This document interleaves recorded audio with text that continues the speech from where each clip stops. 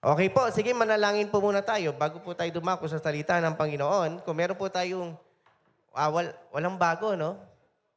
So kung meron po tayong mga katabing bata, ipanalangin po natin sila, i-lay hands natin bago sila dumako doon sa conference room. At diretso na rin po tayo sa gawain. Sige po. Panginoon, salamat o Diyos. Dakila kayo sa buhay ng mga batang ito na aming ipinapanalangin. Lord, ang banal na Espiritu, Panginoon, na siyang gumagalaw kumikilos sa buhay nilang, siyang mag-iingat sa lahat ng kanilang gagawin.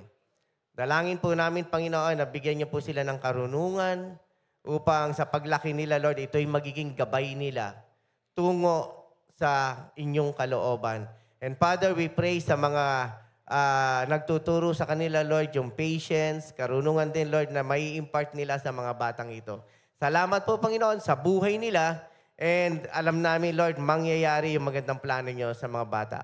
We also pray, Panginoon, sa oras na ito, ano man ang mensahe nyo na aming matatanggap, Father God, maging bukas ang aming puso't isipan.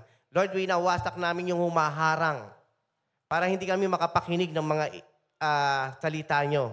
Yung mga distractions ng kaawa, yung mga iniisip namin, Panginoon, ngayon pa lang, Lord, winawasak namin ito sa pangalan ni Jesus.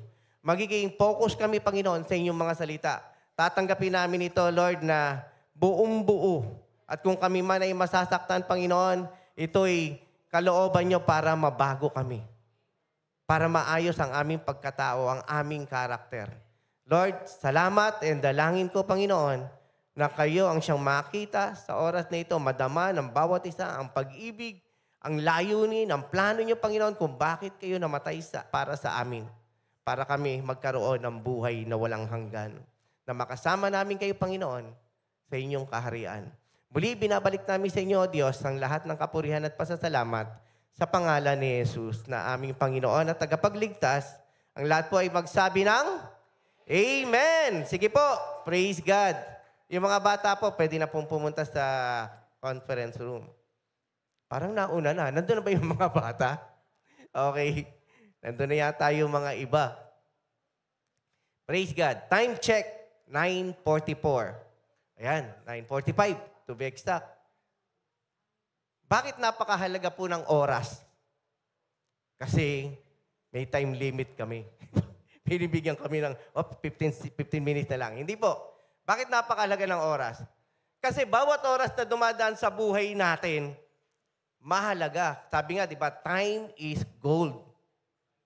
Napakahalaga po niyan. So, ibig sabihin, kapag nagkaroon ka ng isang panahon sa buhay mo na lutang ka, sayang yun. Sayang yung oras na yun. Lutang ka hindi mo alam kung ano nangyari, di ba? Kumbaga, may magandang ginagawa ang Panginoon sa iyo, lutang ka, hindi mo natanggap kung ano yung pagpapala na ibibigay ng Lord sa iyo. Nakuha niyo po ibig ko sabihin? May mga bagay sa buhay natin na naaaksaya natin ng walang kabuluhan. Sabi ng Panginoon, lahat ng oras, lahat ng panahon, iukol natin sa Kanya. So, ibig sabihin, may mga times talaga na nababaliwala natin. Pakiramdam nga natin yung buhay natin. Ay, ganito lang ba talaga ako? Ano ba talaga plano ng Panginoon sa akin? Ano bang purpose ng Lord? Natanong nyo na ba sa sarili nyo nung bata pa kayo? Paglaki ko, gusto ko maging doktor, gusto ko maging teacher, gusto ko maging piloto. Pero bakit pa ba tumatagal? Yung plano mo, hindi yun yung nangyayari sa buhay mo. Minsan, habang nag-aaral ka, nagpapatuloy ka, may distraction. High school ka na. Dati wala pong senior Senior high. So magka-college ka na. So bago ka palang mag-college, tinatanong ka na ng magulang mo, "O anak, anong gusto mong maging course?" "Ay, gusto ko pong maging doktor." "Anak, hindi yan. Kasi hindi natin kaya yan." "O, anong gusto mo?" Sige, engineering na lang po." "Anak, hindi natin kaya din yan. Iba na lang." O di hindi rin nasunod yung gusto mo.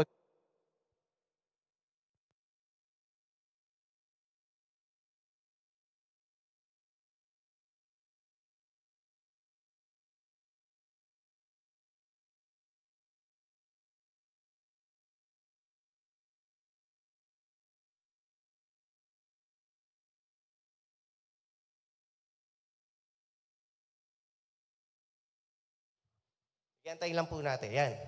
So, ang nangyayari po, hindi rin nangyayari, ang nangyayari po, hindi nangyayari, no? Ang nangyayari po, nabaliwala. kung ano yung gusto mo sa buhay mo. Ay, hindi naman ako nag-ano sa mga magulang Kasi, siyempre, may mga bagay sa buhay natin na, kasi ako magulang din ako no? Yung para bang hindi mo kayang tustusan ng pag-aaral ang iyong mga anak, kung ano magiging sila. Pero may desire sila na mangyari, kaya lang hindi natutupad because may mga hadlang. Financial. O yung mga situation na hindi ka nagpupursigi sa pag-aaral. Kaya nangyayari, kinuha mo nga yung course na gusto mo, pero bumagsak ka kasi nga isigolaki ka eh. E di ship ka na naman. So paglipat mo ng ibang course, bumagsak ka na naman kasi isigolaki ka nga, ship ka na naman. So ano nangyari? Dapat nagmarine ka na lang, di ba? Kasi mahilig ka sa ship eh. Di ba? So gano'n na nangyari. Actually, parang pinaparinggan ko yung sarili ko Gano'n ako talaga. From commerce to engineering, gusto kong bumalik ng commerce, napunta ako sa AB Economics. Ayan, sabi ng uncle ko, ang hilig mo palang mag-ship, magmarine ka na lang. Di ba? So, ang ibig ko lang sabihin, sa pagdaloy ng buhay natin, ang dami nakakasaya. Ang dami po talagang nakakasaya. Sa buong araw lang 24 hours. Ilang oras ang binibigay mong panahon sa panonood ng TV, sa paghawak ng cellphone, panonood sa YouTube, sa Netflix, ilang panahon ang iniuukol mo sa pamilya mo, ilang panahon ang iniuukol mo sa trabaho, sa pag-aaral, then, tatanungin ka ng Diyos, ilan ang panahon mo sa akin? Lord, kung itusuma ko 24 hours, sa iyo 10 minutes. Ako, di ba? Paano na yung sinasabi sa Bible na ibigay mo yung buong buhay mo sa akin? So, hindi pala natutupad. Bakit po? Kasi nga, sa maghapon, super busy ka na. Hindi po ako naniniwala na ang isang tao, sobrang busy na walang time. Kasi alam niyo kung bakit? Kung gusto mo, may paraan. Kung ayaw mo, ang daming dahilan. Kaya hindi ako naniniwala na super busy ka at hindi ka na maka-attend ng church. Mag-online na lang ako, pastor. Meron nga ako nakausap na kapatiran kahapon Sabi niya, pastor, pag ako nag-online, hindi naman ako makaseryoso na maayos. Totoo naman. Kasi pag naka-online ka, mag-off ka lang ng camera, maglalaba ka, magugas ka ng plato, kung ano yung gagawin mo, nakikinig ka lang, pero hindi lahat nakukuha mo. Kasi nga, ang dami mong ginagawa. Hindi ka attentive. Kumbaga, nadidistract ka na maraming bagay, hindi ka nakapokus. Amen. Di po ba napakasarap ng face-to-face pag uma-attend tayo? Amen! Pero siyempre, hindi ko naman iniisang tabi yung mga nag-online na talagang super busy. Pwera na lang kung valid ang reason mo. Pero kung wala namang dahilan at gusto mo lang mag-online, kapatid, ine-encourage kita na umattend sa church. Kasi napakasarap na sama-sama po tayo na nagpupuri, sumasamba at nakikinig sa salita ng Panginoon. Amen po ba? Sige po, palakpakan po natin ang Panginoon. Praise God. Yan po ay introduction lang. Sige po. Buksan po natin ang Bible natin sa Psalms chapter 33, verse 20 to 22. Sino po dito ang napakatagal na nananalangin sa Panginoon, pero hanggang ngayon hindi pa natutupad ang iyong panalangin? Sino po? Aba, praise God, lahat kayo answered prayer na. Galing naman. Ako until now, madami pa ako pinapanalangin na hanggang ngayon. Hinihintay ko yung sagot ng Panginoon sa panalangin. Pero, yung paghihintay kong yan, ay may kaakibat na pananampalataya. Amen? Kami nga ni Noemi, kapag kami ay merong mga request, may mga prayer request kay Lord, nagiging impatient tayo Hindi tayo matyagang naghihintay sa sagot ng Panginoon. Gusto natin, nandiyan na kagad. Instant. Instant noodles, instant lahat ng mga ginagawa natin kasi ayaw nating maghintay, naiinip tayo. Pero sa Panginoon, mas marami ang tinuturo sa atin na maging patient tayo sa lahat ng gusto nating mangyari sa buhay natin. Psalms chapter 33, verse 20 to 22. Tanging si Yahweh lang ang ating pag-asa. Tulong na malaki at sanggalang siya. Dahil nga sa Kanya kami natutuwa, sa Kanyang pangalan ay nagtitiwala. Ipagkaloob mo na aming makamit, O Yahweh, ang iyong wagas na pag-ibig. Yamang ang pag-asay sa iyo nasasalig. So ang topic po natin ngayon is all about, meron po bang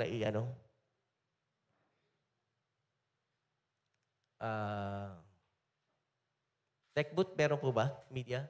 Yan. When God says, wait. Pag sinabi ng Panginoon, maghintay ka, maghintay ka. Narinig niyo na ba yung sinabi ng Panginoon na maghintay kayo sa panalangin niyo? O sabihin na natin, Pastor, hindi ko po naririnig ang boses ng Lord eh. Actually, yung sinasabi ng Panginoon, pinapadama ng Diyos sa inyo yan kung ano yung gusto niyang mangyari. Okay. Merong maririnig mo talaga audible, yung boses ng Panginoon. Pero ako naniniwala ako marami dito sa atin, Lord, Pastor, hindi ko po narinig talaga yung boses ng Panginoon eh. Hanggang ngayon, hindi ko pa alam ang kalooban ng Lord sa buhay ko.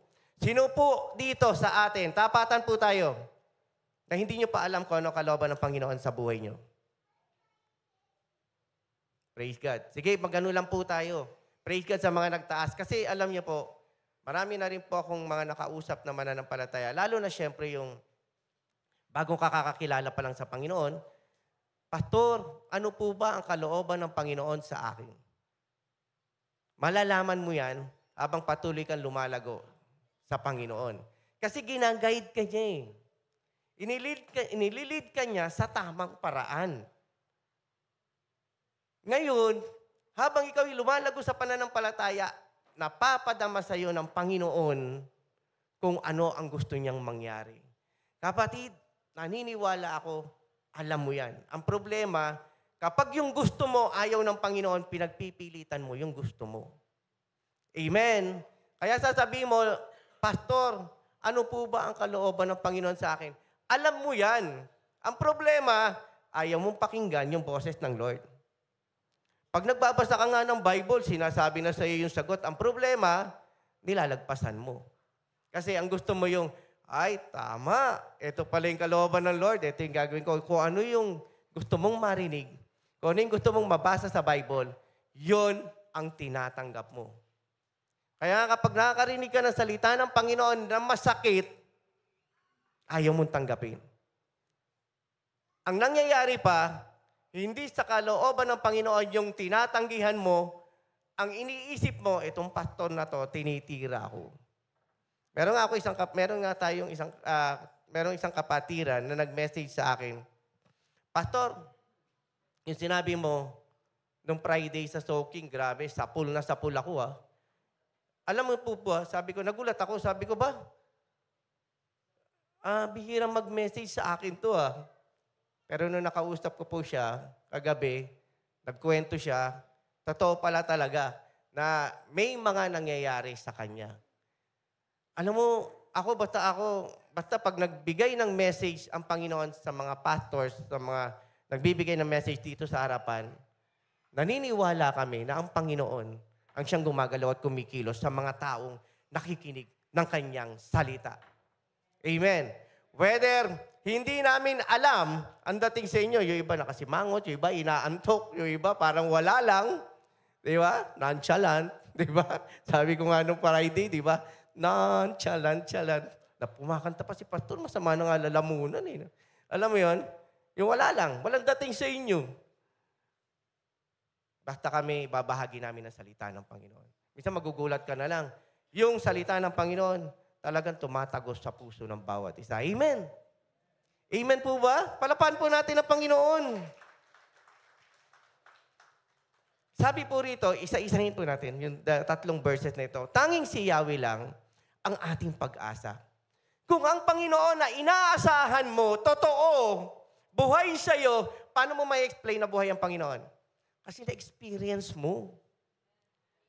Sino naka-experience na gumagalaw ang Panginoon sa kanyang buhay? May ginawang Panginoon sa pamilya mo, may inayos siya sa'yo. Kinorek ka niya, and yet kapag nagka-problema ka, nawala yung pananampalataya mo sa Panginoon. Ay, nasan yung ginalaw ng Lord, gumalaw ang Lord sa buhay mo, noon, na hirap ka, may pinagdaraanan ka, answered prayer ka, tapos nagkaroon ka na naman ng panibagong pagsubok, nawala na naman ang pananampalataya mo. Sinusubok eh.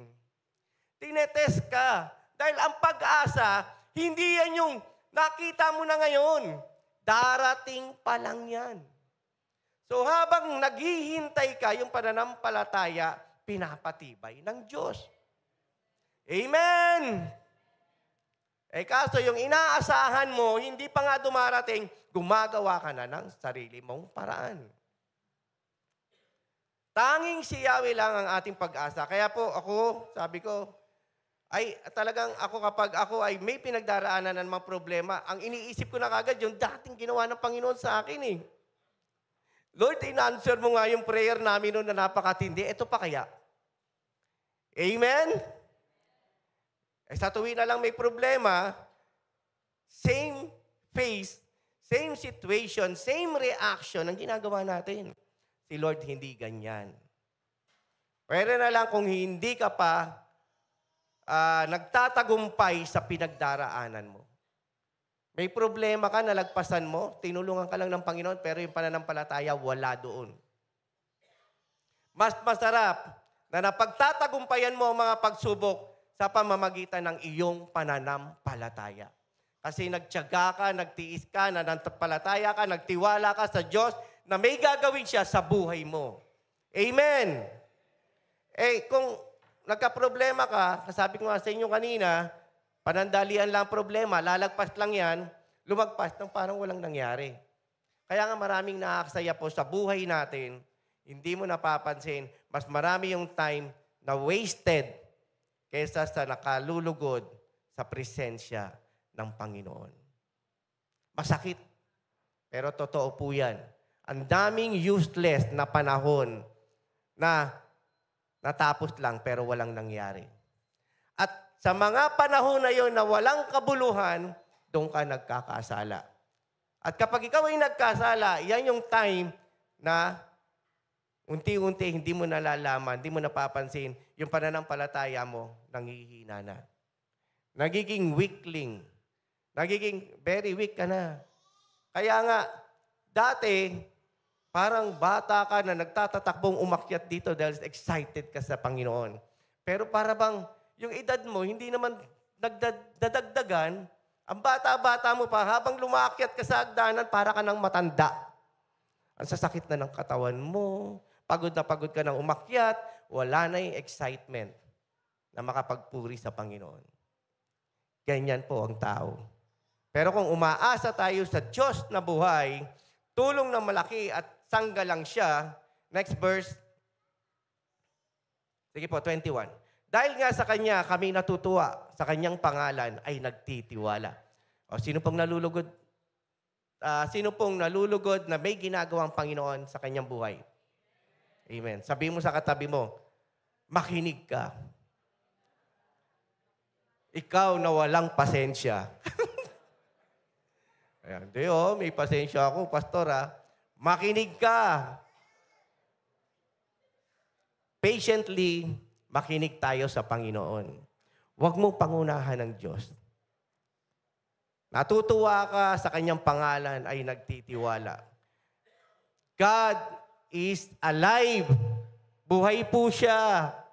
Hindi siya nabubuhay tuwing Resurrection Day, tuwing pag mahal na araw, pagdating ng Sunday, buhay siya. Sa buhay natin, sa puso natin, sa ginagawa natin, sa Kanyang mga anak, buhay na buhay ang Panginoon. At hindi siya patay. Kaya dapat papurihan siya ng mga buhay. Sino pong buhay dito? Papurihan natin ang Panginoon, ang Diyos na buhay. Na siyang gumagawa ng lahat ng mga bagay na imposible, nagiging posible. Naniniwala po ba kayo? So kung yung mga panalangin nyo imposible, sa Kanya posible. Hindi. Lord, ito yung prayer ko, kaya lang parang doubt ako eh. Kasi mahirap, parang di kaya. Ang ganda ng pangarap mo eh. Gusto mong makagraduate eh. Magtapos at gusto mong tulungan ang pamilya mo. Dahil sa circumstances, may problema sa pamilya, nawalan ka ng gana. Hindi naman actually nawalan ng gana. Maaaring nadadivert. Bakit? Unahin ko muna yung iba. Bago ang sarili ko. Ano bang kalooban ng Panginoon? Ano bang plano ng Lord? Ano ba yung pananampalataya mo meron? Kung wala ka parang pangtustos sa gastusin, ikaw magulang ka, mapapag-aral mo ba anak mo? Alam niyo po kami ni Noemi, dalawa anak namin, si TJ saka si Hazel. Wala kami. Alam niyo po yan, like kung tinetestify sa inyo, wala kaming pera, wala kaming budget. Pero kami ay nananalangin na mapag-aral namin ang mga anak namin sa private school. Wala, pag naghahanap kami sa private school, ang mamahal, hindi namin kaya talaga. Hindi natin kaya, pero kaya ni Lord. Pray tayo. Uwi lang kami ng bahay. Tapos biglang may kumakatok sa gate namin, oh. Dati ko na siyang kakilala. Sabi niya, David, hinahanap na yung bahay niyo. Buti na lang nakita namin. Bakit? Kasi yung school ng ate ko na pinatayo niya, private, mag-o-opening, alam ko, may mga anak ka na. Pag-aralin mo na doon. Sabi ko, magkano tuition fee? Medyo mahal. Hindi namin kaya. Basta pumunta ka doon, kausapin mo yung ate ko. So, nung nakausap namin yung ate niya, kakilala ko rin naman yung ate niya, so nabigyan kami ng discount. I think 50%. Less than 50% pa kasi 50% tapos may mga discount pa. So, kinaya namin unti-unti. So, nakapag-aral si TJ, si Hazel nakapag-aral din. Hanggang nakapag-aral si TJ hanggang grade 6.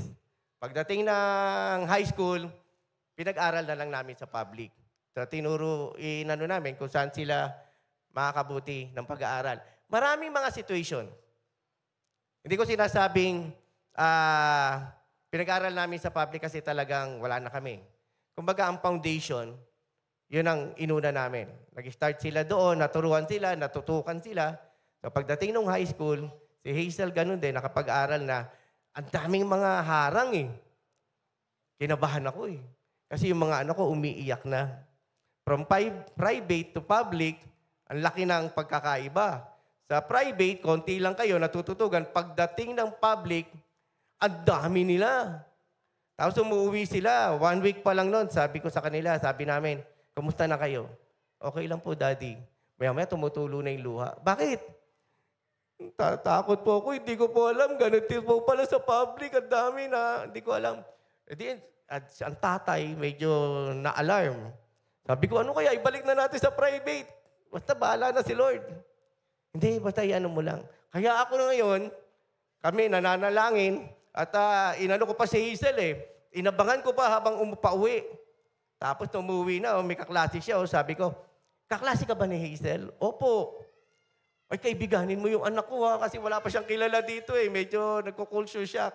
Ay, sige po, kami na po bahala sa anak mo. Alam mo yon, inaalaw ng Panginoon na iginaguide ka doon sa gustong mangyari sa iyo ng Diyos. Alam niyo po, wala mga isang buwan, sabi ng mga anak ko, nakapag-adjust na sila, Daddy, sana pala, elementary pa lang, dito na kami nag-aral, masaya pala. Yung adjustment period, nabigla ka, mabibigla, makukulture shock ka, na may ginagawa ang Lord sa'yo, pero hindi ka ready and prepared. Kasi nga, ayaw ng tao ng change, pagbabago.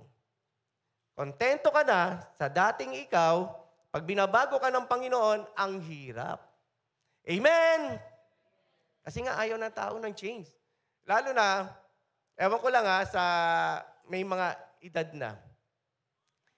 Kasi ako, inabot ko, typewriter kami, naging computer, COBOL computer, bago yung mga high-tech na computer na, laptop na, ang hirap mag-adjust. Yung mga bata ang gagaling.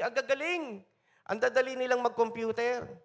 Kami, ang hirap maka-cope up. Pero ako, talagang ginagawa ko, nag-aaral ako para matutunan ko siya. Ngayon, kapag wala yung mindset mo doon sa pagbabago, kapatid, hanggang diyan ka na lang. Maano mo ang sarili mo na naghihintay ka sa walang kabuluhan.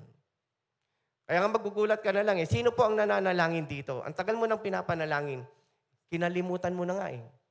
Tapos napakatagal na taon, nagulat ka, sinagot ng Lord. Oh.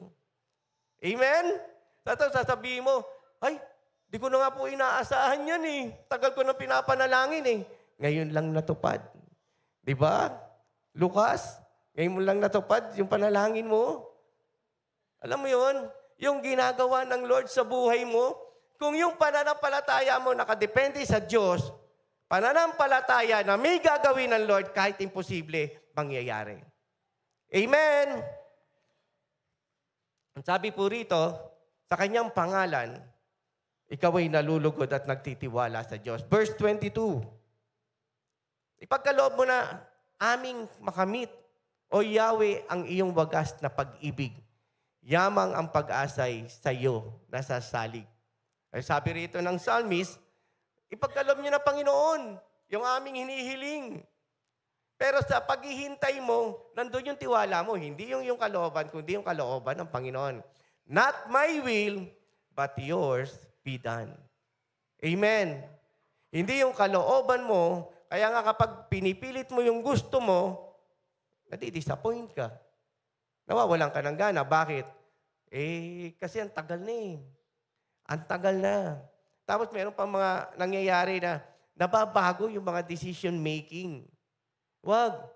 Magtiwala ka, manampalataya ka, bigagawin ng Lord. Magtiwala ka na yung pangangailangan mo sa financial, si Lord ang magpo-provide. Amen? Magtiwala ka ngayon, wala kang pera, si Lord ang bahala. Si Hazel po, napag-aaral namin sa private nung college. Actually, medyo nag-aano siya kasi si TJ, walang bayad nung college. Ang sa government po siya, sa government, sa PhilSCA, school ng ang gobyerno ang nagbabayad, so wala kami halos binabayaran. Nung si Hazel na, Daddy, na rin ako para walang bayad. Hindi, sige, mag-ano ka lang sa private. So nakapag-aral, may tuition fee. Ang mahal. 40 plus per sem. Sabi ko, sige, pagtsagaan na lang natin. Anyway, si TJ gagraduate naman na. 2 years ang gap nila. Nagkaroon pa siya ng senior high. So, 4th year na si TJ, 4th year pa lang to. Tama? Parang gano'n yung situation eh. So, kinaya na naman namin, unti-unti, yung pagbabayad ng tuition fee, pero dumating talaga kami na walang-wala talaga. 2 sems, mga kapatid, may nag-provide ng tuition fee ni Hazel. So, bali 1 taon. So, parang 3 years lang. O 2 years lang na nagbuno kami para makapag-aral si Hazel. Kasi yung last year niya, gagraduate na siya, medyo maalwan na kami kahit papano. Wala na akong mga utang. So, yung binabayad ko sa utang ko noon, yun ang pinapambayad ko ng tuition fee kay Hazel. May imposible po ba kay Lord? Yung dinadown ka na ng mga tao and yet, alam mo na meron kang Diyos na magtatanggol sa iyo. Di mo kaya yan, kapatid. Di mo kaya yan. Wag na, ito na lang gawin natin. Pero ikaw, focus ka lang doon sa plano ng Lord sa buhay mo. Kasi, si Lord ang magpo-provide ng iyong pangangailangan. Yung 2 anak po namin, nung pinadedicate namin yan, wala kaming pera. Pero nag-decide kami, Lord, etong month na to, i-dedicate namin ang anak namin. Nagpa-reserve na kami sa restaurant, sa Max, basta sa restaurant, na pa-reserve na kami. Wala kaming budget. Pero dumating yung time na yun na i-dedicate na, biglang nagdatingan yung mga blessings. Marami na pong pwedeng mag-testify sa inyo na walang-wala kayo, pero si Lord ang nag-provide. Amen. Tiwala lang. Manampalataya lang kayo. Magugulat na nga lang kayo, sasabihin ng mga tao sa inyo, kala ko mayaman kayo. Kala ko masyado kayong maluwag. Yung pala naman, walang-wala. Nagtiwala lang sa Panginoon. Kaya wag po tayong bulagsak sa pera, ha? Ano pong ibig ko sabihin? Yung mga one-day millionaire, nagkaroon ka nga ng blessing, ubos naman agad. Di ba? Yan yung kinakatakutan ng mga nagsusweldo eh. Saan na napunta yung pera ko? Napunta, dumaan lang sa kamay ko. Wala na agad. Di ba? Pagyamanin natin yung mga pagpapalang binibigay ng Lord sa atin. Unahin natin siya. Amen po ba? So, ibig sabihin, habang naghihintay tayo, ginagawa mo yung kalooban ng Panginoon. Unahin mo ang Lord, bahala si Lord sa lahat ng iyong pangangailangan. Meron pong 4 na pwedeng ikatututo natin during times of waiting. Kasi napakahirap po ang maghintay. Sino pong tuwan-tuwa habang naghihintay? Excited ako kasi after 10 years, mababago ang buhay ko. Ganun ba yon? Excited ka? Parang sinasabi ni Pastor Jimmy, no? After 10 years, ano ka na? After 5 years, ano ka na sa relationship mo sa Panginoon? Ano na ang JCM? Ano na yung nangyayari sa atin? Siyempre, looking forward tayo eh. Doon sa gagawin ng Panginoon. Ikaw ba excited ka na? After 5 years, eto na ako. 5 years, aantayin mo, ganun katagal? Gusto mo na nga mag-retire na maaga eh. Di ba? Kasi nga, impatient ka eh. Kasi nga, ayaw mong magtiis, magtiyaga. Number 1, sabi rito, waiting on God requires absolute trust. So, habang naghihintay ka sa kalooban ng Panginoon, ang hinihintay niya, nire-require niya, pagtitiwala mo sa Kanya. Amen. Anak, magtiwala ka lang. Akong bahala sa'yo. Stay put ka lang dyan. Gawin mo yung sinasabi ko at mangyayari yung kalooban mo. Yung gusto mo na mangyari. Amen? Sabi rito, unahin mo ang Panginoon, higit sa lahat, bahala ang Diyos. Hindi yung, habang naghihintay ka, Lord, ang tagal naman, Lord. Sino na rito yung naghintay ng napakatagal na walang dumadaan na jeep o bus? Nagko-commute ka. Ang hirap, di ba? Tapos umuulan pa. Tapos may dala ka pang napakarami. Abay, kulang na lang. Dumating na sa buhay namin, kulang na nga lang. Ibato ko na lang itong mga pinang-grocery namin. Tapos, pag ako lang mag-isa, sumasampa lang ako doon sa istribo eh. Nakikisabay na ako eh. Siyempre, pagkasama ko sila, Noy, may mga bata, maliliit pa, concern ka sa kanila. Bit-bit mo yung mga pinamili mo, ang hirap. Ganun po kami lagi. Pag nagko-commute nun. Pero, alam mo po ba, ganito yung ginagawa namin. Si Noemi, sabi niya, basta mag-pray tayo. Darating yung jeep. Alam niyo po ba? Pagkatapos niya mag-pray, ang daming tao na pasahero. Merong jeep na iikot. Mismo sa tapat namin, bakante, walang nakasakay. So kami ang unang sumasakay, nagtatakbuhan na yung mga iba. Ganyan sumagot ang Panginoon. Maghintay, magtiyaga, ang tugon ng Panginoon, nandiyan. Amen po ba? Palakpakan po natin ang Panginoon. At hindi lang po yan once, hindi lang twice, ilang beses na pong nangyari sa amin na laging tinutugon ng Panginoon ang aming panalangin. Magtiyaga, manalangin. Saka hindi namin inaano yan sa mga anak namin na kapag meron silang reklamo, pray. Di ba may tiwala ka sa Panginoon? Pray. Ayun. Natutugon ng Panginoon. Sasabihin ni Hazel ay merong team outing kahapon sa opisina. Ay madaling araw na po siya nakarating. Pagkagaling sa Batangas, sa outing nila, sumakay na po siya ng bus, papunta rito. So madaling araw na po siya. Sabi niya, Daddy, Mami, pakipray niyo po na makasakay ako agad. So pagdating doon sa Victory, nakasakay naman agad siya. And praise God, nasundo namin siya kaninang madaling araw lang, mag-aalauna. Amen? Yung protection, yung answered prayer, basta maghintay at magtiwala. It requires trust. Tandaan niyo po yan, ha? Yung panalangin na iyong hinihiling sa Panginoon, ang gusto ng Lord, magtiwala ka sa Kanya. Sabi po rito, sa Proverbs chapter 3, verse 5 to 6, alam naman po natin na ito no? Pero siyempre, babasahin po natin sa mga hindi nakakaalam at nakabasa, kay Yahweh ka magtiwala, buong puso at lubusan.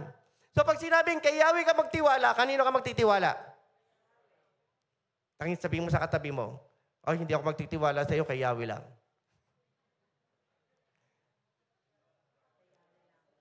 Kay Yahweh ka magtiwala. Pero hindi ko sinabing, parang may duda ka sa mga katabi mo, ha? Wala akong tiwala sa'yo, wala akong tiwala sa'yo. Hindi naman. Pero alam mo yan, ang nakadepende ka sa pag-asa mo sa Panginoon. Huwag kang magdepende doon sa katabi mo na, peram naman, oh. Di ba? Pag sinabi ng katabi mo, sige, sige, mamaya. Tapos pagbaba mo, ay, pasensya na, wala na palang laman. Disappointed ka na. Grabe naman to. Sabi niya, pahiramin ako, wala naman pala, oh. Diba? Huwag kang magtitiwala doon. Para hindi ka ma-disappoint. Sa Diyos, hindi ka ma-disappoint. Sa tao, ma-disappoint ka eh. Yung excited ka, na umattend ka ng church, tapos yung mga taong pinagkakatiwalaan mo nandiyan, tapos biglang sila pa yung nakasakit sa'yo, ayoko na umattend dyan. Nasaktan ako. Bakit? Kasi may ginawa sa akin. Meron ako narinig, pinagkukwentuhan ako eh. Alam niyo po, naaalala ko yung yung dati kong inaatinan na maliit na church lang, pioneering. Tapos, yung pastor, mabait yung pastor eh. Ang problema, yung asawa eh, may problema eh. So, may mga kwento-kwento sa church. May Bible study silang inaatinan. Doon sa Bible study, mga kapatid, makinig kayo. Doon sa Bible studies, may assistant pastor, may mga leaders, may mga workers, nagkukwentuhan habang iniintay si pastor na dumating. Ang pinagkukwentuhan, si pastor. So, ganito, ganyan, may mga nakakalungkot. Kasi si pastor pala, nandiyan na sa may pintuan. Ay dinig na dinig ang pinag-uusapan. Kaya nung pumasok si pastor sa loob ng bahay, lahat sila tameme. Bakit? Kasi yung pinagkukwentuhan nila, nandun lang sa tabi, sa labas, at narinig yung kanilang pinagkukwentuhan. Mga kapatid, hindi naman sa totoo eh. Kapag ikaw ay napag-uusapan nang wala ka doon, hindi tama. Hindi talaga tama. Nakaka-offend. Lalo na kung pinag-uusapan yung kahinaan mo, yung nangyari sa'yo. Buti sana kung ang pinag-uusapan is para maayos siya. Hindi eh. Pinag-uusapan, pinagtatawanan, di ba? Kaya, wolves have ears. Tandaan po natin yan. Tingnan niyo yung pader. May tenga talaga. Ayun. Tingnan mo sa isa, nakadikit na eh, no? Parang may mga yung titingin ka sa pintuan, may taong nakadikit na gano'n. Ang ibig ko lang sabihin, kahit saan ka magpunta, pwedeng malaman na may ginawa kang hindi maganda dun sa tao na sinasabihan mo ng hindi tama. Ingat po tayo.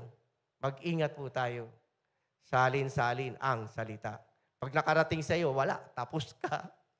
Nalaman mo na. Yung damage nandun na, grabe, Paano mo maayos? Paano mo kausapin? Bro, sis, pasensya na. Wala akong intensyon na iba. Hindi ako para makasakit. Ang hirap ayusin yan. Pero sa prayer, pwede. Diba? Amen? Pag humingi ka ng sorry, humingi ka talaga ng tawad, nagpapatawad naman tayo eh. Humingi naman tayo ng tawad talaga eh. Pero nagpapabago dapat tayo sa Panginoon. Tiwala. Lagi nating ibigay ang tiwala sa Panginoon. Dahil siya yung mag-aayos ng lahat. May inaasahan ka, may plano ka, bahala ka, magtiwala ka sa Panginoon. Ano nga na mangyari? Si Lord ang bahala. Ako, kung hindi mangyari sa akin yung pinapanalangin ko, His will be done. Amen? Huwag kang mananangan sa sariling karunungan. Ay gusto mo to eh. Pero, sinasabi ni Lord, ayaw niya yan. Ang tagal mo ng panahon na naghihintay, sinasabi ng Panginoon, ayaw niya yan. Ang dami nang nangyayari. Lord, bakit? Nanalangin ako pero ganito pa rin. Bumagsak yung business namin, sa pamilya namin may problema. Alam mo na nga mali yung ginagawa mo, tuloy ka pa rin sa ginagawa mo. Gusto mo yan, hindi gusto ng Panginoon yan. So, ang daming struggles. Ito mga kapatid, nabanggit ko na to one time, na napakahirap, na nagkamali ka, may palpak na decision ka, ang dami na apektuhan. May consequence. Mali yung ginawa mo eh. Pero yung ginagawa ng Lord sa iyo ang tutulong para malagpasan mo yung mga consequence. Amen? Ang hirap. Ang hirap malagpasan. Kasi nga, isang pagkakamali, isang palpak na ginawa mo, may consequence. Pero sa tulong ng Lord, makakaya mong lagpasan. Pero napakahirap pag hindi ka nagtiwala sa Panginoon. Yung lakas mo lang, wala, babagsak ka, manghihina ka talaga. Kaya doon ka magtitiwala sa Panginoon. Next verse, 6. Verse 6, sabi rito, sa lahat ng iyong gawain, ito yung sinasabi ko sa lahat ng iyong gawain, siya nga'y alalahanin. Walang masasayang na panahon kung ang tiwala mo laging nasa Diyos. Amen! Upang ika'y patnubayan sa iyong mga tatahaking. Igaguide ka talaga ni Lord Hindi mo alam yung will ng Panginoon? Patuloy ka lang magbasa, patuloy ka manalangin, patuloy ka umattend ng mga gawain. Malalaman mo kalooban ng Lord. Delight yourself in the Lord. Psalms 37:4. Delight yourself in the Lord and He shall give you the desires of your heart. Basta mag-pray ka lang. Alam mo yan? Ito yung gusto mo. So habang ikaw ay nananalangin sa Panginoon, hindi mo na napapansin, nababago na yung plano niya. Yung gusto mo, hindi na nangyayari. Yung plano ng Lord ang nangyayari sa buhay mo. Amen. Gusto mo mag-abroad? Tagal-tagal na? Kalawan ba ng Lord yan? Ito, napag-usapan din namin ni Noemi. Ako gusto ko na mag-abroad. Pupunta ako ng Canada para magtrabaho kasi nga dami kong utang. Wala na kaming panggasto sa pamilya. Sabi ni Noemi, kapag ikaw, hindi na niya maalala pero sinabi niya sa akin, kapag ikaw ay nag-abroad, dapat kasama kami. Kasi napakahirap sa isang pamilya ang magkahiwalay, which is totoo naman. Pero siyempre, sa hindi inaasahang pangyayari, may mga kapatiran tayo na hiwalay ang mag-asawa para magtrabaho yung isa sa abroad, ipanalangin nyo na maging magkasama kayo. Ang hirap Mahirap po yan na magkahiwalay. Nandiyan ang tukso, nandiyan yung mga bagay na may gagawin ng kaaway. Kaya mas maganda na yung decision mo, pareho ng desisyon ng asawa mo. Amen! Kaya pinopromote po namin, meron po tayong couples ministry na kung kayo ay couple, pwede po kayong umattend every third Saturday of the month. Ina-announce po ni Pastor Jimmy yan. So kung sino po yung mga couples dito na gusto mag-join, paki-approach niyo na lang po si Pastor Jimmy. So, napakasarap po na ang isang pamilya ay may pagkakaisa. Ang hirap, di ba, pagtitiis na hindi mo kapiling ang asawa mo, hindi mo alam kung ano nangyayari. Meron kami kasama sa Bible study sa Parañaque, yung asawa, seaman, pero hindi pa siya seaman, no? Nagtatrabaho dun sa abroad. Tapos, pagbalik, may nakita siya sa Facebook na may kachat na babae, o di nagkaroon na ng doubt. Ang ginawa ng babae, sabi niya, huwag ka na huwag ka na umalis ng Pilipinas, dito na lang tayo, magkasama tayo. Sabi ng lalaki, kailangan natin kasi wala na tayong panggastos. Hindi, dito na lang tayo, magkasama na lang tayo. Kasi nga, nagsiselos yung babae. So, ano nangyari? Nagtiyaga sila, Kami naman, nagpe-pray kami ni Noemi para sa kanila. Kasi nakikita namin, nag-iiba yung ugali ng babae dahil sa selos. Sa selos talaga siya. Iba na yung, okay yung babae. Talagang siya. Pero yung nangyayari sa kanila, sa pamilya nila, nag-iba yung attitude ng babae. Sabi, kinausap namin yung babae, pag-pray mo, kung ano yung kalooban ng Panginoon. Nung sad-sad na sila at walang-wala na, saka tinutulak na niya yung asawa niya, sige na, mag-apply ka na uli sa pag-ano. Pero ngayon, sa tuwing okay na sila, pabalik-balik yung asawa niya, hindi na ganun yung attitude ng babae. Ang attitude ng babae, pinagpe-pray niya yung asawa niya sa tuwing siya'y umaalis at nagtatrabaho sa barko. Mga kapatid, ang sinasabi ko lang sa inyo, na kapag may nangyayari sa atin, huwag nating pangunahan yung gusto ng Lord. Kung ano yung sinasabi ng Panginoon, yun po yung gawin natin. Ikaw yung tao na agresibo Ang gusto mo, masasabi mo na kagad. Alam mo yun, sasabihin mo diretso, wala akong pakialam kahit masaktan ka. Hindi yan ang gusto ng Panginoon. Kausapin mo ng maayos, nagkakaisa kayo. Darating sa point na yung ginagawa nyo na, ang sinusunod niya, yung kalooban ng Panginoon, hindi yung push mo yan. Ito yung gusto kong mangyari. Mali yan. Dapat ganito gawin natin. Hindi po yun. Dapat may pagkakaisa. Amen. May tiwala at yun yung patnubay na mag-guide sa atin. Job chapter 42, verse 2. Amen po ba? Naintindihan po ba natin?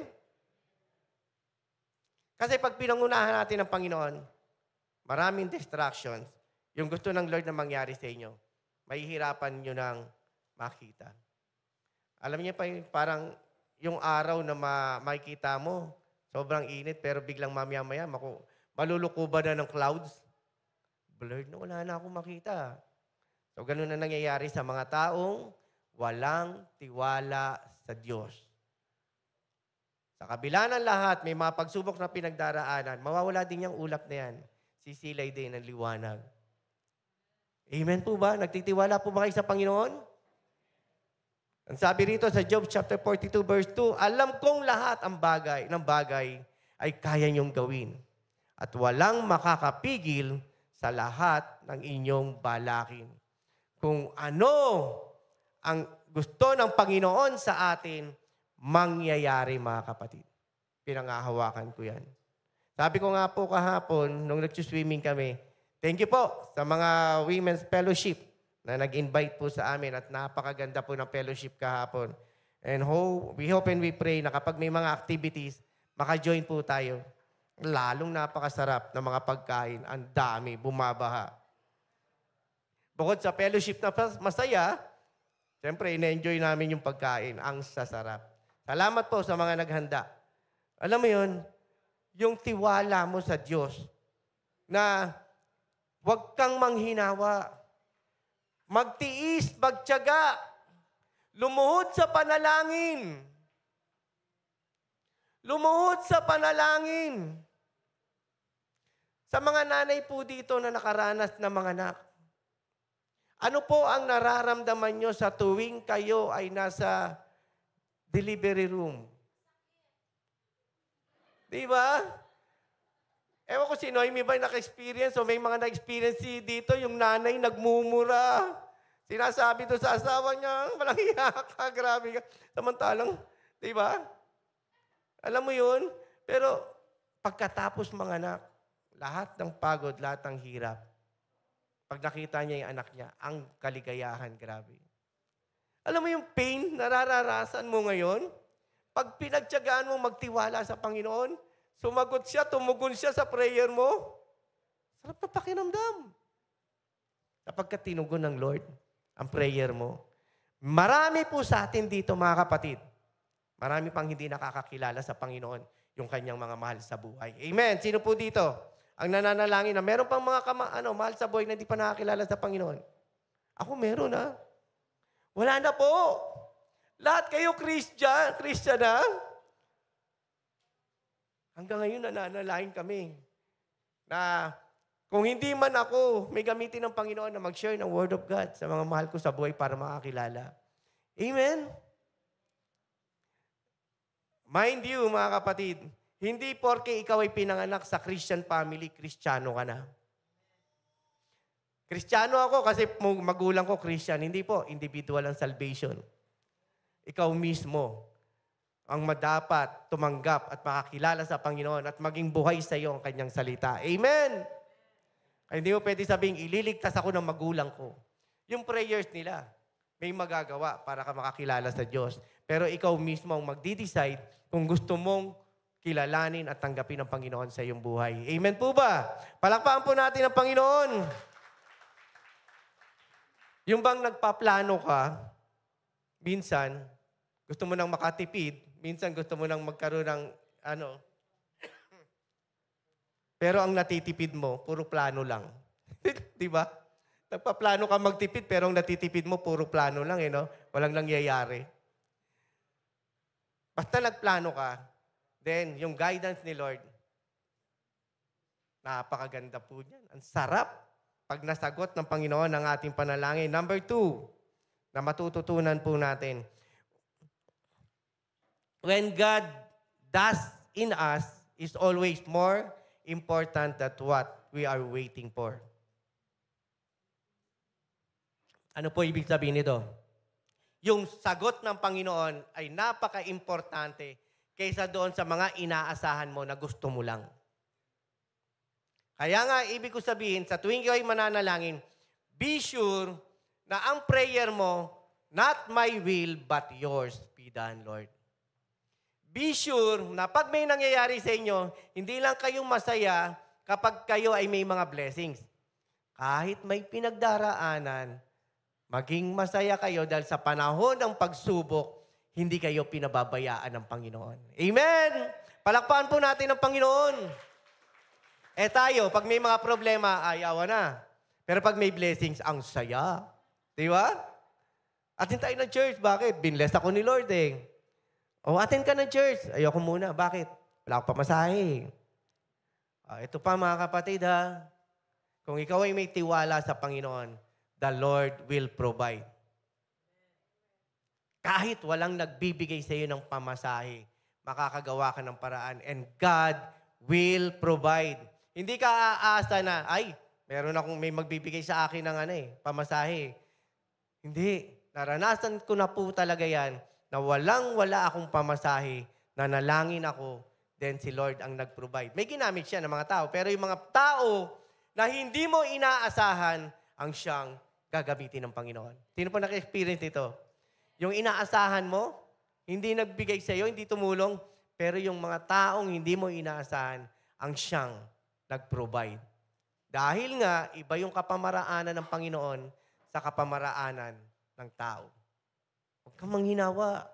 Kasi greater is He that is in the Lord than he that is in this world. Mas makapangyarihan ng Diyos na kasama natin kaysa yun nandito sa mundo. Amen po ba? Ramdam niyo po ba na merong mga armor o army of the Lord na katabi niyo? Kami, kapag talaga nagbabiyahe kami, papuntang Parañaque to Olongapo, na hinahawi ng mga anghel, ang mga gawa ng kaaway na daraanan namin. Totoo po yan. Maraming muntik-muntik na rin kami maaksidente. Pero praise God, nandun yung pag-iingat ng Panginoon sa amin. At yun din ang prayer request namin sa inyo, patuloy niyo po kami panalangin sa tuwing kami ay nagbabiyahe. Kasi iba po yung mga gawa ng kaaway. Gusto niya talagang pigilan, gusto niyang gumawa ng paraan para hindi matuloy ang pinapagawa niya sa amin. Thank you po sa mga panalangin niyo. So mas mahalaga yung gagawin ng Lord sa iyo kaysa doon sa gusto mo na hinihintay mo na ayaw naman ng Panginoon. Tapatan po tayo. Sabi rito, God's timetable is much different than ours. Yung timetable ng Panginoon, hindi yan yung gusto mo. Akala mo, napakatagal sa Panginoon. Hintay ka lang. Hintay ka lang, malapit na. Lord, ang tagal-tagal naman eh. Hintay ka lang, malapit na. O kaya nga, kapag hindi mo hinantay, gagawa ka ng paraan mo na. So paraan mo na yan. Pinangunahan mo na si Lord. Hindi yung gusto ng Lord ang nangyari. Kaya nangyari, palpak. Problema. May inaayos kayo sa church, sa ministry. Pinag-uusapan yung maigi kung ano dapat gawin. Kaso pinangunahan ng isang member na makulit. Ganito gawin natin, ganyan ang gawin natin. Makulit talaga, no? Ganito gawin natin. Hindi, yung medyo agresibo. Hindi pa kalooban ng Panginoon na yan. Ginawa kagad. Ay di palpak. Ay, ulitin natin. Ano lang to? Trial and error. Gawin natin, ganyan. Yung sinasabi ng Panginoon, doon tayo, unti-unti, kung ano yung kalooban ng Lord. Kapag abrupt ang mga decision mo, kadalasan, wala doon yung plano ng Panginoon. Pero may mga emergency na decision na pinag-uusapan ng grupo, ng marami. Para hindi lang ikaw. Para pag nagkaroon ng palpak, palpak yung ginawa mo. Diba? At least grupo kayo na nagsabi. Nagkausap, nagkaisa. Nakuha niyo ibig ko sabihin? Huwag niyo pangunahin. Even sa church. Huwag niyo pangunahan ng Panginoon. Meron pa, ito nga sinasabi ko lagi, meron tayong pinlano for this year. Magkakaroon na ng meeting ang mga leaders, ha?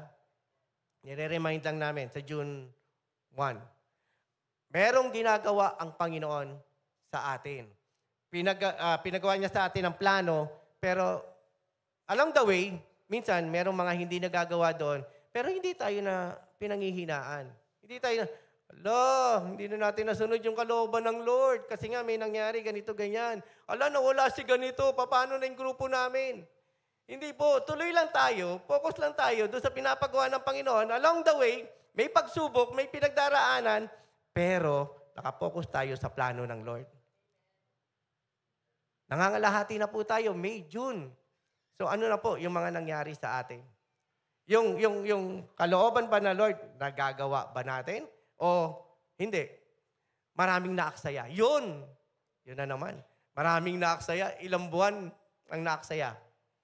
O hindi, okay pa rin. Okay pa rin. Nakokorek tayo sa mga pagkakamali natin para tayo maayos. Hindi ka naman kinokorek na tama ka eh. Pag tama ka, hindi ka na ikokorek. Di ba? Pwera na lang kung may nag-aaging sa'yo. Tama yung ginagawa mo. Hindi po, mali yan, mali yan. May mga ganun tao. Naalala ko sa team building namin. Sa team building kasi marami ka matututunan eh. Iba-iba yung characters ng tao. Merong mga tao na okay yung mga mga plano eh. Merong mga leaders talagang dating eh. Yung alam mo yun, may nagsasalpukan. Dahil kasi pareho sila ng mga may gusto. Pag hindi nasunod yung gusto niya, nagtatampo na, masama na yung loob. At merong taong mga kakaiba ang ugali. Yan ang mahirap pakisamahan. Yung mga kakaiba ang ugali. Ano ibig sabihin? Based sa pag-aaral sa psychiatry, parang ganun psychology. Pero hindi naman ako talaga nag-aaral ng ganun. Pero sa pag-aaral nila, na merong mga karakter na tao na kakaiba talaga ugali. Kahit tama na yung ginagawa mo, nag-a-against pa rin sila sa'yo. Ang hirap kasama nun, ha? Lagi kang may tagasita. Dito tayo, ito yung magandang plano. Lahat agree na eh. Merong hindi, ayaw. So kaya nga, nangyayari, yung decision mo, ano ba? Sa Panginoon ka ba o nadadala ka doon sa sinasabi ng mga tao? Sabi ng asawa ko, ganito eh. Sabi niya, ganito eh. Diba? Ano yung sabi ng Lord?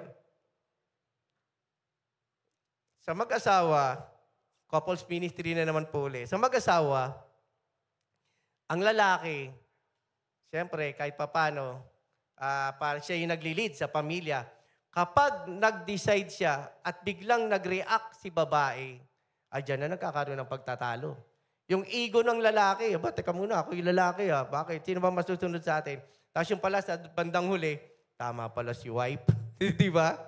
Nagkaroon lang ng ego, nagkaroon lang ng pride. Kasi nga pinangunahan ni babae. Baka lang mali yung pagsasalita ni babae sa lalaki. Kaya medyo nasasaktan si lalaki. Kaya nga, mga kapatid, ano lang din, depende sa pagsasalita. Suggestion, ano kaya ito dapat ang gawin natin? Hindi yan, mali yan, ganito gawin natin. Kaya yung mga desisyon natin, nagkakaroon ng mga pagkakaproblema. Sabi rito, waiting teaches us to let God do His work and not to force His timetable on us.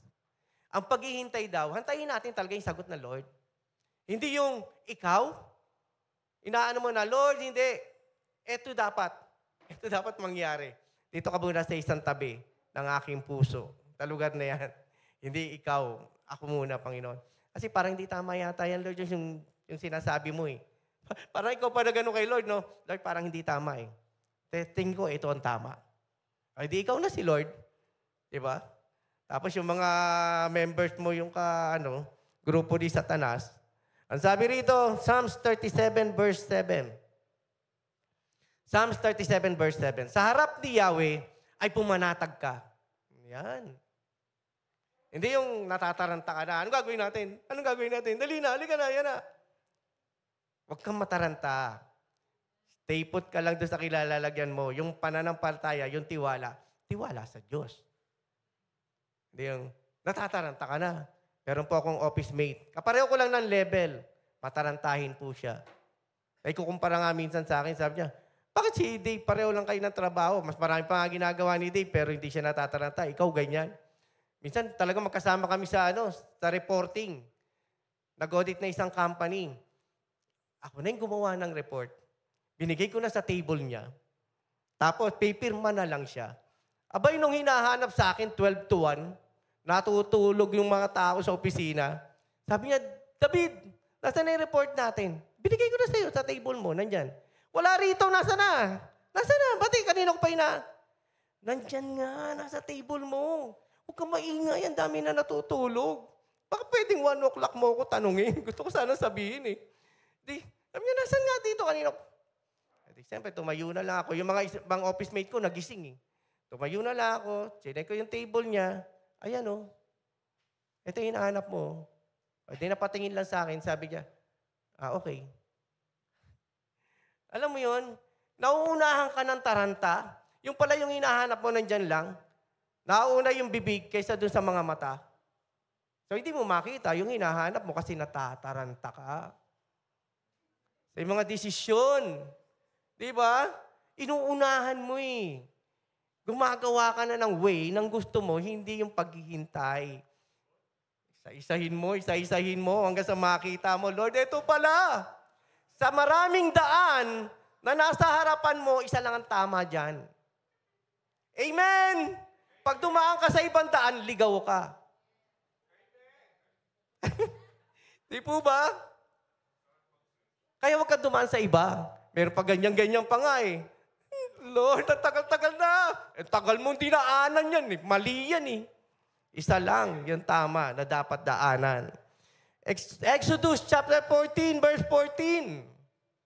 Exodus chapter 14, verse 14. Yan lang po. Yung timetable ko, malapit na. Ipagtatanggol kayo ni Yahweh, pumanatag lamang kayo. Amen! Palakpakan po natin ang Panginoon.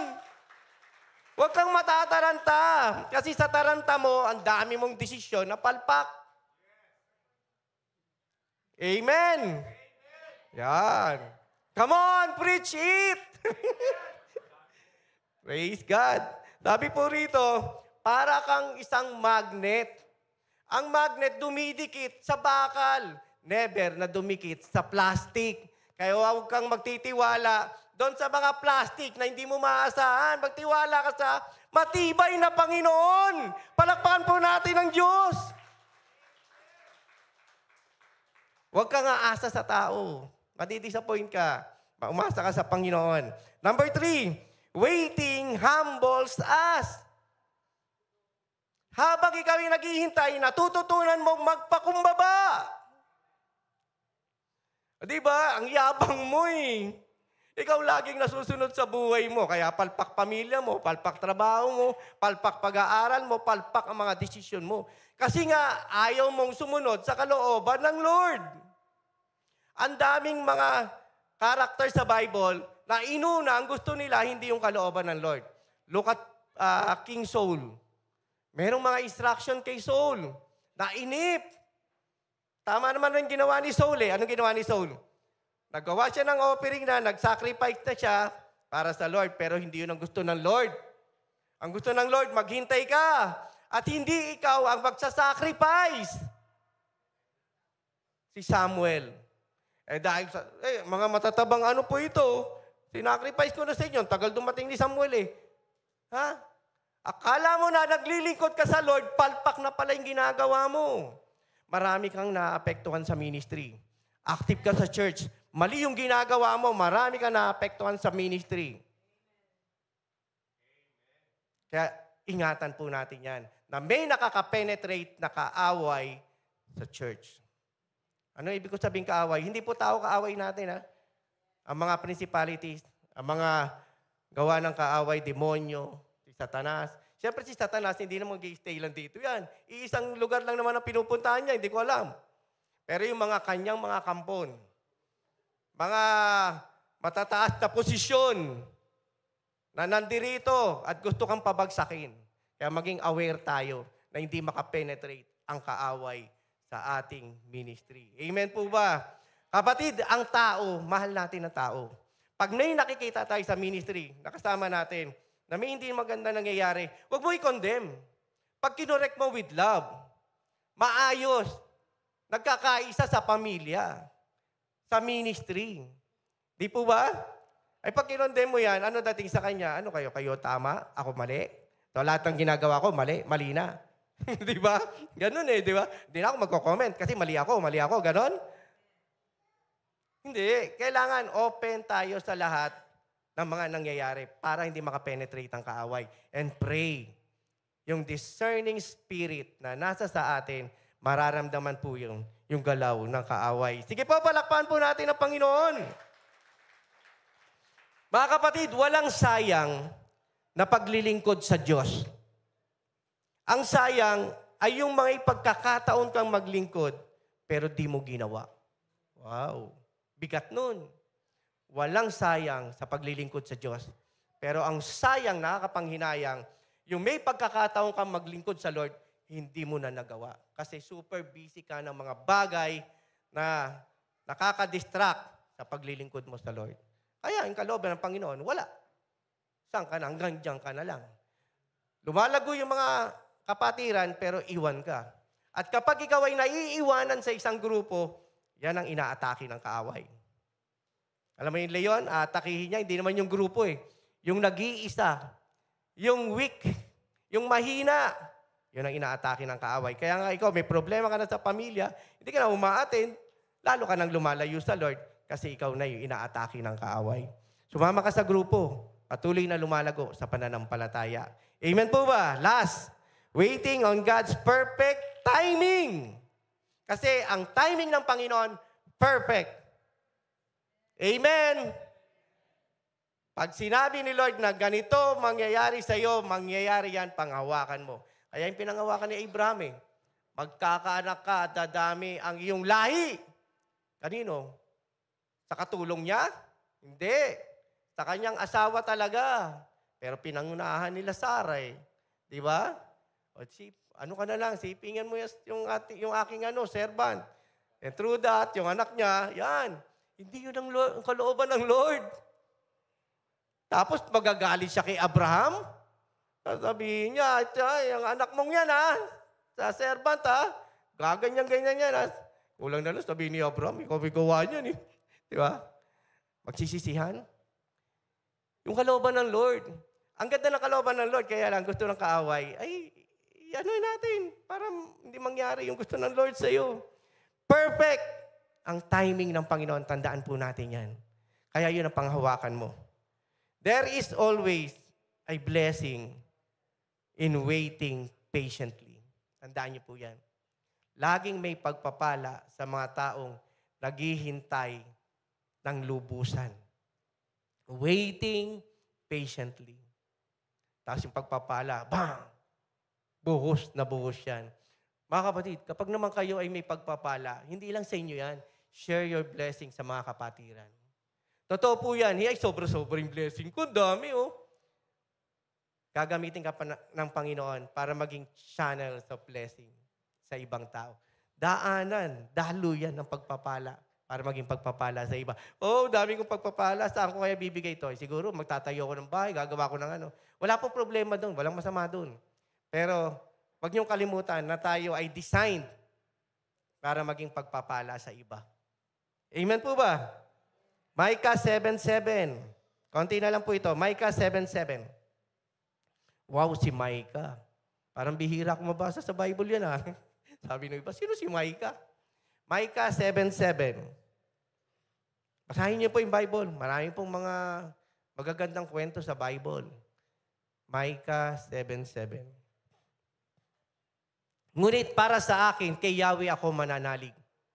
Hihintayin kong may pagtitiwala ang Diyos na magliligtas sa akin at ako'y kanyang diringgin. Ganyan po ba panalangin natin? Sabay-sabay po natin basahin. Ngunit para sa akin, kay Yahweh ako mananalig. Hihintayin kong may pagtitiwala ang Diyos na magliligtas sa akin at ako'y kanyang diringgin. Amen? Palakpakan po natin ang Panginoon. So, maghintay po tayo Our time will come too, but it requires patience and perseverance. Huwag ka mainggit sa iba. Buti pa siya, leader na, At tagal ko na rito, si pastor talaga, may kinikilingan. Buti pa ito, pinagpapala ng Lord yung pamilya niya, dami ng blessings. Ako, wala pa rin blessing. May time para sa'yo, huwag kang mainggit. Huwag mong kainggitan ang katabi mo. Sabihin mo sa mga katabi mo, ako rin, pinagpapala ng Panginoon. Magtiwala lang tayo sa Diyos. Last verse, Psalms 27 verse 14. Psalms 27 verse 14. Kay Yahweh tayo'y magtiwala. Saan po ba tayo magtitiwala? Manalig sa Kanya at huwag manghinawa. So huwag kang manghihinawa. Tuloy lang ang laban.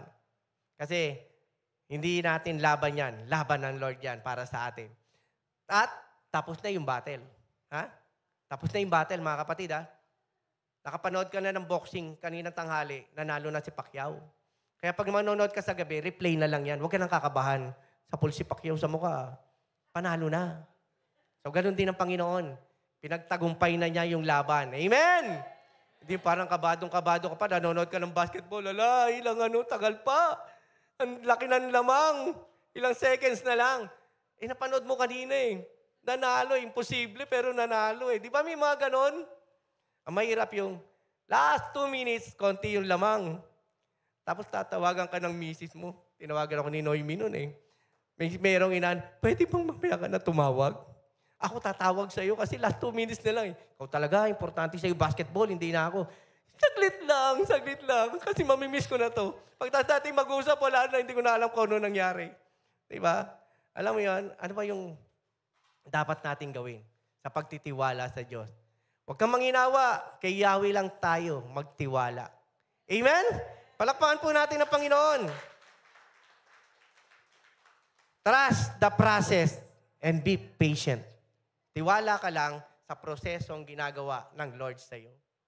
Kahit matagal yan, sa gobyerno may mga proseso eh. Step 1, Step 2, Step 3, bago matapos. Pero pag hindi mo dinaanan yung mga steps na yan, matatagalan ka. Ano lang, tuloy lang, tiwala ka lang. Makakamtan mo yung final result, yung sagot ng Panginoon sa buhay mo. Amen! Muli po natin palakpakan ng Panginoon. Hallelujah! Pwede pong magsitayo tayong lahat. Praise God. Sa oras pong ito, tinatanong ko po ang bawat isa sa atin, saan po tayo nagtitiwala? Saan po natin binibigay yung full trust natin sa mga mangyayari sa buhay natin? Sa ngayon, may mga palpak na mga situation sa buhay natin. Meron ka nagawang pagkakamali. Kung po pwede nga lang, ibalik yung nakaraan eh. Kung po pwede nga lang, Lord, sana kung alam ko lang na mangyayari ito na hindi ko na ginawa dapat. Pero ang sabi ng Panginoon, tapos na yan. Pinatawad na kita sa mga maling desisyon na ginawa mo. Ang importante, balik ka lang sa Lord. Balik ka lang sa mga maling desisyon. Magtiwala ka sa akin. Sa oras pong ito, mga kapatid, kung sino man po sa atin ang medyo naliligaw ng landas, may mga mali ka nang nagagawa o hindi mo na inuna ang Panginoon sa buhay mo. Nananalangin po tayo na muli nating ibalik yung relasyon natin sa Diyos. Parang napapalayo ka na, wala ka ng yung tamang relasyon na sinasabi ng Panginoon dahil sa mga nangyari sa buhay mo. Kapatid, nandito ang Panginoon sa atin. Nangungusap siya sa bawat isa. At kung meron po sa atin na hindi pa nakakilala sa Panginoon, mananalangin po tayo. Pwede pong itaas natin ang ating mga kamay. Tanda ng pagsuko sa ating Panginoong Jesucristo. Sumunod po kayo sa aking panalangin. Panginoon, salamat po sa kabutihan niyo sa akin. Sapagkat hindi kayo nagkulang. Kahit kailan, lagi kayong nandyan, handang mag-correct sa inyong mga anak. At isa po ako doon. Salamat po sa ginawa niyo sa buhay para sa akin. Panginoong Jesucristo, hindi ko po nakakalimutan yung unang araw na tinanggap ko kayo sa aking buhay na merong kaligayahan akong nadama. Subalit, sa paglago ko sa pananampalataya, maraming pagsubok na pinagdaanan, ay may mga desisyon akong nagagawa na hindi tama. Patawarin niyo po ako, Panginoon. Muli ko pong sinusuko ang aking buhay sa inyo. Binubuksan ko ang pintuan ng aking puso. Tanda ng pagsuko at pagtanggap sa inyo, pagkakilala, bilang aking Panginoon na pinagtitiwalaan, sinasandigan, pinananampalatayaan sa aking buhay bilang Panginoon at tagapagligtas. Salamat po sa kapatawaran sa aking mga kasalanan. Sa buhay na walang hanggan, na patuloy na pinanghahawakan ko. At sa kagalingan sa lahat ng aking mga karamdaman at sa pangako niyo sa akin na mangyayari yung magandang kalooban niyo. Maraming salamat. Ito po ang aking dalangin sa pangalan ni Jesus. Amen. Amen. Praise God. Muli po natin palapakan ng Panginoon.